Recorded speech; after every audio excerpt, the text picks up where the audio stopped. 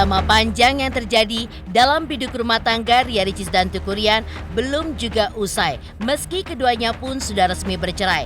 Ya, setelah Ricis diduga menyindir mantan suaminya dalam sebuah komentar di postingan seorang warganet yang menyoroti kedekatan Ryan dengan sang adik. Dan kini, Cut Rusayu Putri, adik Teuku Ryan, menjadi sorotan setelah mengunggah sebuah postingan yang ditujukan untuk sang kakak.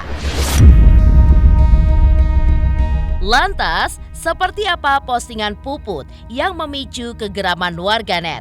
Seperti apa pula komentar pengacara Hotman Paris Hutapea perihal aksi saling sindir antara Ria Ricis dan Teuku Ryan? Dan benarkah menjadi sebuah hal yang wajar jika seorang mertua pun ikut ambil bagian dalam rumah tangga anaknya? Dan seperti apa psikolog melihat Ryan yang merasa tertekan karena 2 poin permasalahan yang sampai mempengaruhi psikisnya dan berujung tidak bisa memberikan nafkah batin secara maksimal untuk sang istri. Pemirsa, bersama Intens Investigasi, kami hadirkan kabar terkini, terpercaya, dan teraktual. Tetapi sebelumnya, jangan lupa untuk like, subscribe, dan juga share channel YouTube ini.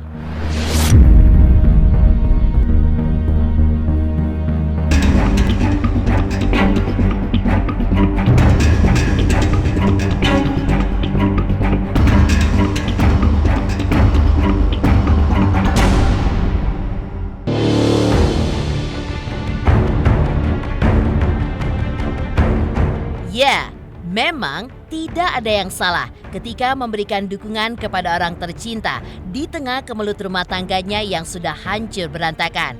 Berkaca dari hal tersebut, Cut Rusayu Putri, adik Teuku Ryan pun terlihat memberikan dukungan kepada sang kakak di tengah permasalahan yang kini semakin melebar sampai ke keluarganya.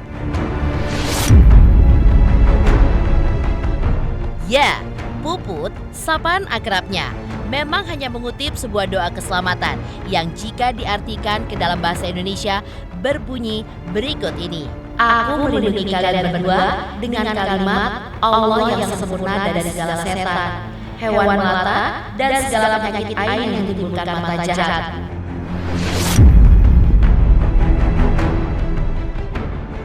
Meski begitu, unggahan tersebut seolah dianggap berbeda oleh warganet.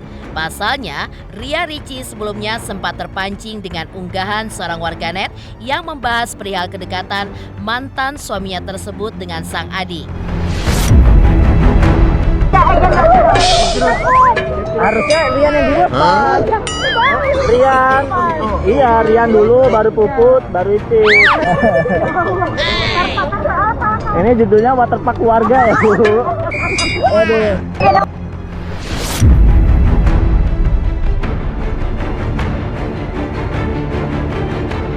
Ya, sebelum Puput mengunggah postingannya tersebut, seorang dari manajemen Ryan juga terlebih dahulu sempat beraksi serupa ketika sang bos sedang dihadapkan pada permasalahan berat. Menuliskan doa beserta harapannya agar Ryan mendapatkan banyak kemudahan, dijauhkan dari segala kesialan, dan mendapat pengganti yang sempurna, serta diampuni dari segala khilaf dan juga dosa. Amin. Tolong memberikan banyak kemudahan dengan kebaikan di dalamnya, menghilangkan seluruh hal yang buruk dengan keselamatan yang menyertainya, menghapus segala keraguan dalam hati dengan keyakinan menjadi landasan, menjauhkan dari segala kesialan dengan keberkahan sebagai pengganti yang sempurna, mengampuni segala khilaf dan dosa, mengabulkan segala dosa. Amin.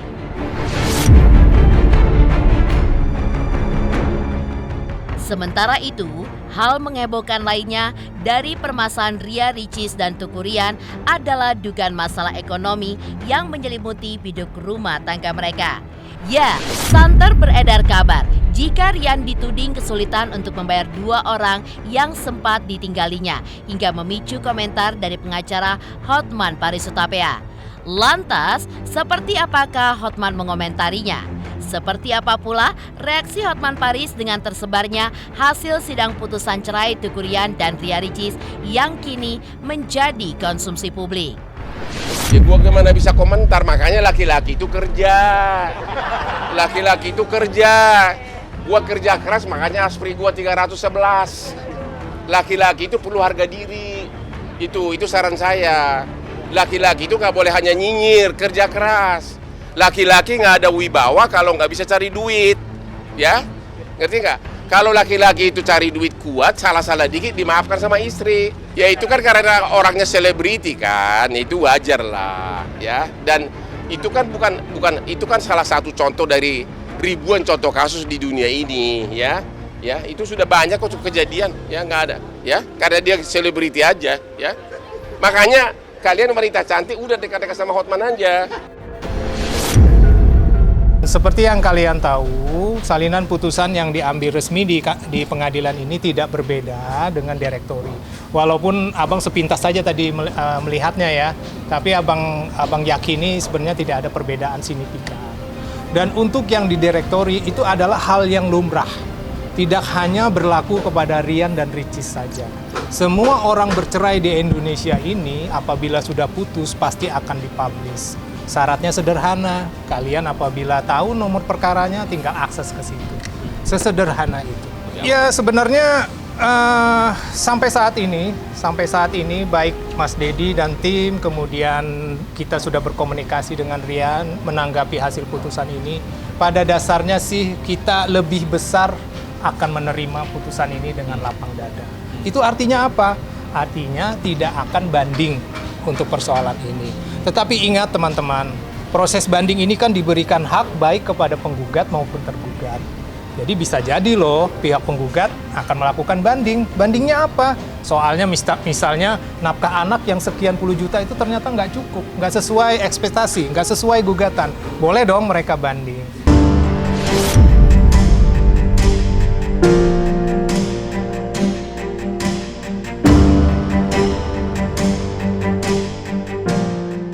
Dirasa sebagai hal yang wajar jika sebagai public figure yang masih terbilang baru seperti Rian, yang terlihat pontang-panting untuk mengurus masalah ekonomi dengan penghasilannya yang masih pas-pasan. Hal ini pun juga diucapkan Tuku Rian dalam sebuah klarifikasi yang dibuatnya di akun YouTube pribadinya, dan kini telah disaksikan lebih dari 1 juta orang. Lantas, seperti apa menurut pandangan psikolog terkait klarifikasi yang dibuat oleh Rian? Benarkah menurut psikolog sebuah hal yang wajar jika seseorang membuat klarifikasi di tengah kegelisahan dan juga keresahannya pasca datangnya kabar-kabar buruk yang bisa saja menjatuhkan nama baik serta citranya di hadapan publik? Orang itu kalau ditekan dengan beberapa macam pertanyaan atau pendapat orang yang membuat dia merasa kemudian jadi seperti kayak terintimidasi dan sebagainya, pasti dia ingin ngomong. Pasti dia ingin ngomong. Walaupun kalau menurut saya, kalau sama netizen nggak usah diajak ngomong. Kan nggak jelas juga orangnya siapa. Tapi karena itu dia kepengen kasih tahu sebenarnya seperti ini. Kalaupun nanti dia omongin, pasti nanti ada yang pro dan kontra lagi. Menurut saya makanya tidak terlalu penting untuk itu. Urusan rumah tangga itu bukanlah sesuatu yang perlu dikonsumsi oleh orang banyak. Karena justru malah nanti ada informasi yang kemudian mereka harusnya ngeliatnya begini dong, harusnya gini. Sementara orang yang ngomong itu kan nggak tahu latar belakang seluk-beluk dari kehidupan rumah tangga itu sendiri. Jadi kalau menurut saya karena dia merasa kayaknya kalau saya nggak ngomong ini orang nggak akan ada yang tahu apa sih masalah sebenarnya, ya dia lakukan itu. Tetapi bukan berarti kalau menurut saya itu akan membungkam mulut dari semua orang. Bisa aja kemudian timbul lagi pertanyaan-pertanyaan lain kepada dia. Iya, pengaruh dong. Kalau saya merasa nggak nyaman, terus ditambah dengan informasi isu-isu lain dari orang lain yang membuat saya makin tidak nyaman, berdampak pada performance kehidupan saya. Pada waktu saya melakukan sesuatu saya jadi nggak mood, saya melakukan ini nggak oke, ini pasti berdampak. Makanya bagaimana caranya, kadang-kadang saya kalau ada orang yang seperti itu, tutup media sosialnya. Anda nggak usah mikirin itu, karena dikasih tahu pun nggak akan ada jalan keluarnya. Mereka tuh nggak bisa memecahkan. harus bisa dibedakan antara mana urusan publik, yang mana urusan yang tidak bisa dipublikkan. Jadi harus memang dilakukan secara private terhadap masalah itu sendiri dengan keluarganya gitu.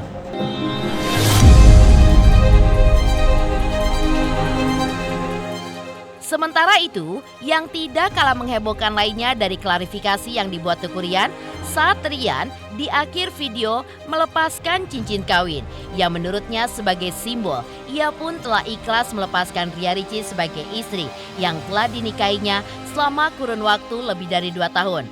Tak jelas apa yang dimaksud oleh Ryan dalam video klarifikasi yang diunggahnya dengan judul Bismillah tersebut. Dan untuk mengetahui apa maksud Ryan, tim intens investigasi pun mencoba bertanya langsung kepada pakar ekspresi terkait apa maksud Ryan dari video tersebut. Lalu, seperti apakah analisa pakar ekspresi? Benarkah dirasa sebagai hal wajar jika Ryan pun melakukan hal tersebut di tengah rasa sakitnya untuk sang istri?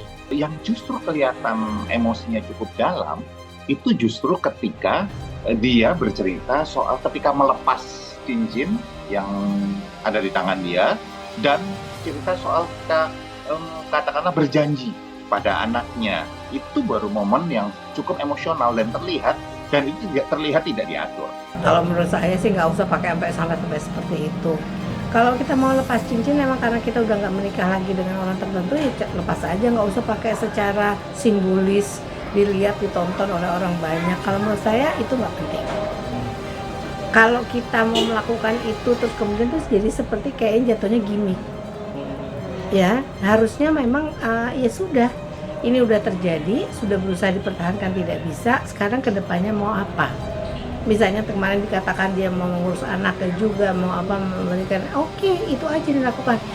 Nggak usah selalu apa yang kita rencanakan dan sebagainya diomongin secara umum di media sosial. Karena apa? Karena nanti kan kita waktu itu udah ngomong gini ternyata nggak, nanti ribut lagi. Jadi lebih baik ya udah kita punya keinginan untuk memberikan nafkah kepada anak kita ingin ini tetap hubungan dengan bekas istri atau ibaratnya ibunya si anak, ya udah lakukan aja.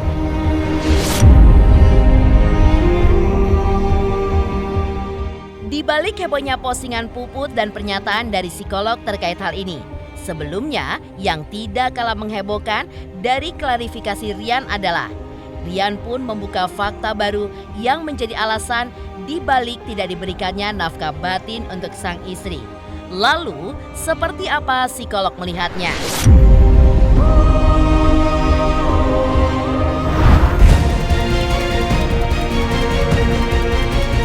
Jangan lupa untuk saksikan Malam Puncak LED Award 2024 di RCTI.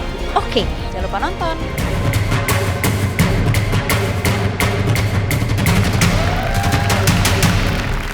Halo, saya Krisdayanti. Ayo subscriber intens investigasi jelang 3 juta subscriber. Wow, banyak.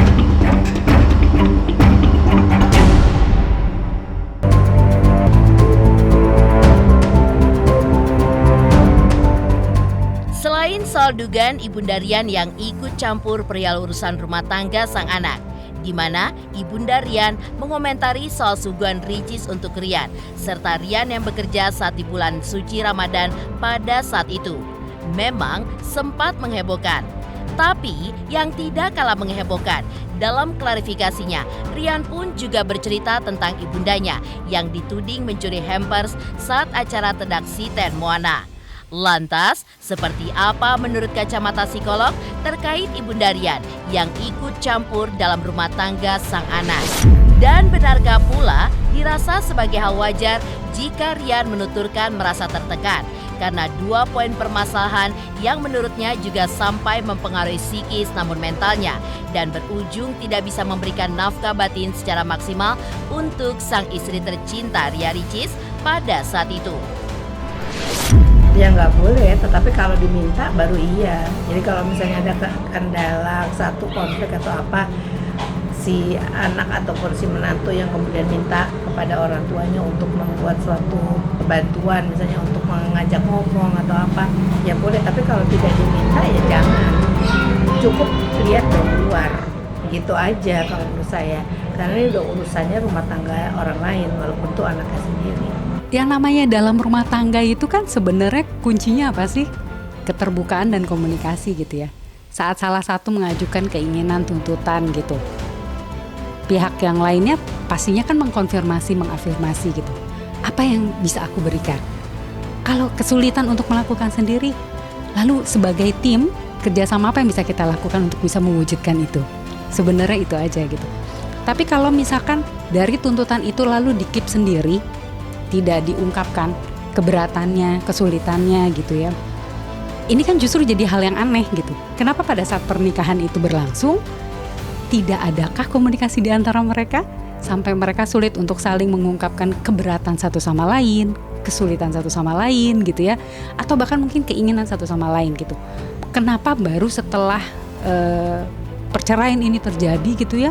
Padahal sebelum pasti ada tahap mediasi dan lain sebagainya, mereka tidak berupaya untuk menyelesaikan. Ini menurut saya sudah aneh gitu. Dan bisa jadi memang mereka berdua tidak memiliki kemampuan penyelesaian masalah yang baik.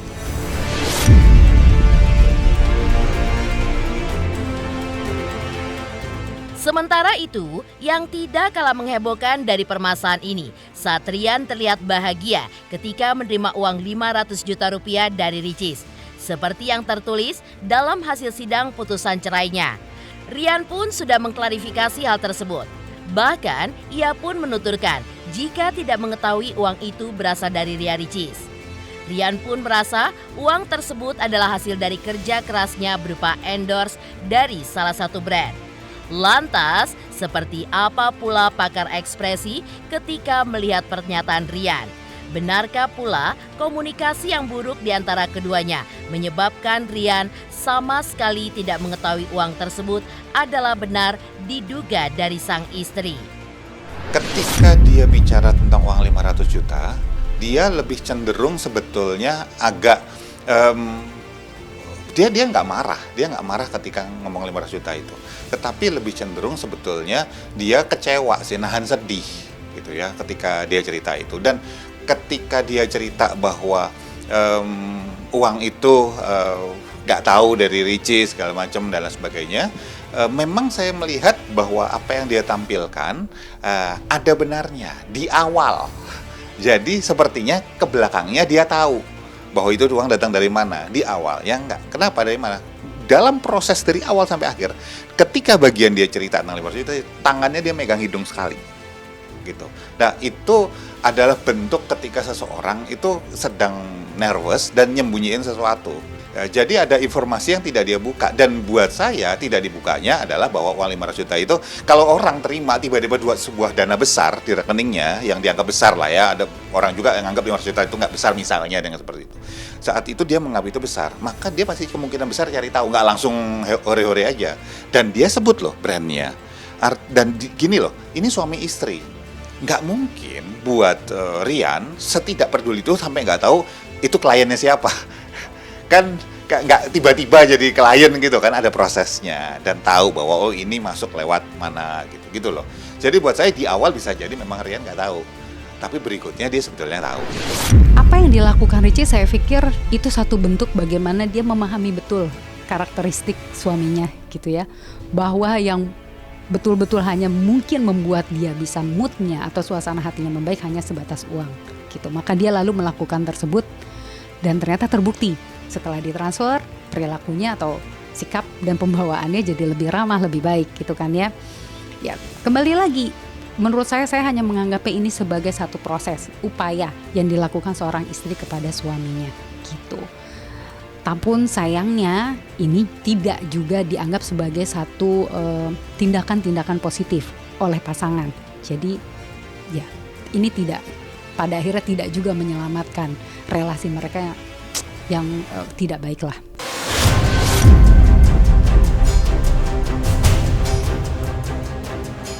Selain kabar dari perceraian Ria Ricis dan Teuku Ryan, seperti apa ajang Silat Awards 2024 yang akan digelar 4 hari lagi? Lantas, siapakah para selebriti yang berhasil meraih puncak tertinggi dalam kategori paling tersilet?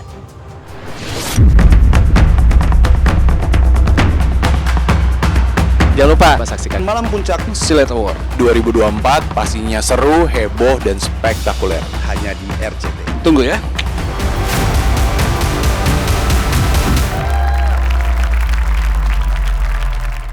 Halo, aku Natasha Wilona. Ayo subscribe Intense Investigasi jelang 3 juta subscriber.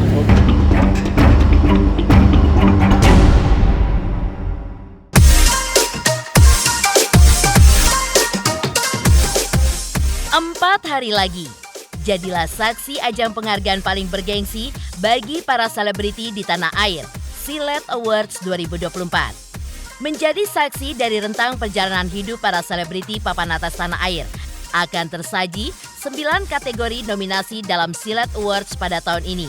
Di antaranya, aktris tersilet, aktor tersilet, pemain sinetron anak tersilet, sinetron tersilet, pasangan sinetron tersilet, momen tersilet, pasangan bucin tersilet, asmara tersilet, hingga kehidupan tersilet. Jangan lupa untuk vote kategori pilihan kalian setiap harinya. Jangan lewatkan Malam Puncak Silet Awards 2024 yang akan bertabur bintang papan atas tanah air yang akan disiarkan secara langsung Senin 13 Mei 2024 pukul 16.30 waktu Indonesia Barat hanya di RCTI. Jangan lupa untuk saksikan Malam Puncak Silet Award 2024 di RCTI. Oke. Jangan lupa nonton. Jangan lupa saksikan Malam Puncak Silet Award 2024, pastinya seru, heboh, dan spektakuler. Hanya di RCTI. Tunggu ya.